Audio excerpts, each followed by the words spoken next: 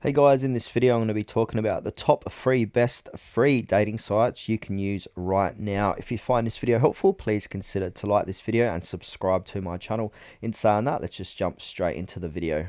Now, first up is Plenty of Fish, also known as POF. This is one of the largest dating platforms in the world, and unlike a lot of other apps, you can actually message people for free. No swipe limits, no paywalls before chatting. This profile setup is pretty detailed too, which helps filter out bad matches. It's perfect if you prefer real conversations over endless swiping. Now, next one is OkCupid. So this one is great for people who want more personality based matching.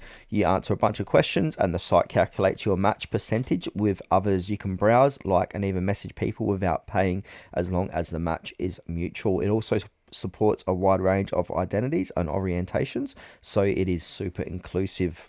Now, the last one here is Bumble. You might think Bumble is just another swipe app, but unlike Tinder, the free version actually gives you decent features. Women make the first move, which cuts down on spammy messages.